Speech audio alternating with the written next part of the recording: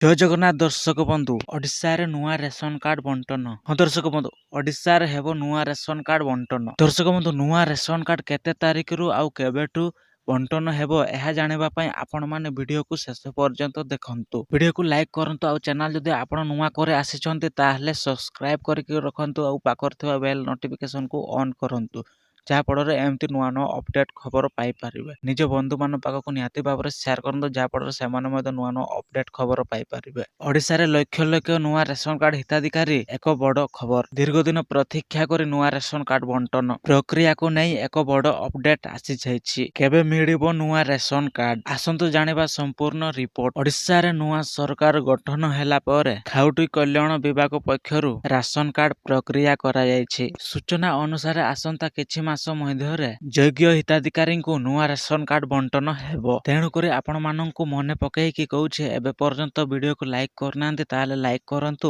ଆଉ ଚ୍ୟାନେଲକୁ ସବସ୍କ୍ରାଇବ କରିନାହାନ୍ତି ତାହେଲେ ଆପଣ ସବସ୍କ୍ରାଇବ କରିକି ରଖନ୍ତୁ, ପାଖରେ ଥିବା ବେଲ୍ ନୋଟିଫିକେସନକୁ ଅନ୍ କରନ୍ତୁ, ଯାହାଫଳରେ ଏମିତି ନୂଆ ନୂଆ ଅପଡେଟ୍ ଭିଡିଓ ପାଇପାରିବେ। ଆଉ ଆପଣଙ୍କର ବନ୍ଧୁ ଯଦି ନୂଆ ରେସନ କାର୍ଡ ଆବେଦନ କରିଛନ୍ତି ତାହେଲେ ଏହି ଭିଡିଓକୁ ନିଶ୍ଚିନ୍ତ ଭାବରେ ସେୟାର କରନ୍ତୁ, ଯାହାଫଳରେ ଏଇ ଅପଡେଟ୍ ଖବର ପାଇପାରିବେ। ଚାଲନ୍ତୁ ଜାଣିବା ନୂଆ ରେସନ କାର୍ଡ କେତେ ତାରିଖରେ ବଣ୍ଟନ ହେବ। ରେସନ କାର୍ଡ ଅଯୋଗ୍ୟ ହିତାଧିକାରୀ ଯେଉଁମାନେ ଏବେ ପର୍ଯ୍ୟନ୍ତ ଆବେଦନ କରିନାହାନ୍ତି ତାହେଲେ ଜନସେବାରେ ଆପଣ ଆବେଦନ କରି ପକାନ୍ତୁ। ଆପଣ ବି ପାଆନ୍ତୁ ନୂଆ ରେସନ କାର୍ଡ। ନୂଆ ରେସନ କାର୍ଡ ଆବେଦନ କରିବା ପାଇଁ କଣ କଣ ଡକୁମେଣ୍ଟ ଦରକାର? Aadhaar card, residence certificate, caste certificate ଏବଂ ପାସପୋର୍ଟ ଫଟୋ ସାଇଜ। ଯେଉଁମାନେ ଅନଲାଇନ କରିଛନ୍ତି ନୂଆ ରେସନ କାର୍ଡ ଆଉ ମିଳିନାହିଁ ଏବେ ପର୍ଯ୍ୟନ୍ତ କେତେ ତାରିଖରେ ମିଳିବ ଚାଲନ୍ତୁ ଜାଣିବା। ସରକାରଙ୍କ ଅନୁଯାୟୀ ତାରିଖ ଏବେ ପର୍ଯ୍ୟନ୍ତ ଘୋଷଣା କରିନାହାନ୍ତି, ତ ତାରିଖ ଆପଣମାନେ ଜାଣିବା ପାଇଁ ଆମ ଚ୍ୟାନେଲକୁ ସବସ୍କ୍ରାଇବ କରିକି ରଖନ୍ତୁ, ଭିଡିଓକୁ ଲାଇକ୍ କରନ୍ତୁ। ଏମିତି ନୂଆ ନୂଆ ଅପଡେଟ୍ ଇନଫର୍ମେସନ ଭିଡିଓ ଆପଣମାନେ ସର୍ବପ୍ରଥମେ ପାଇପାରିବେ।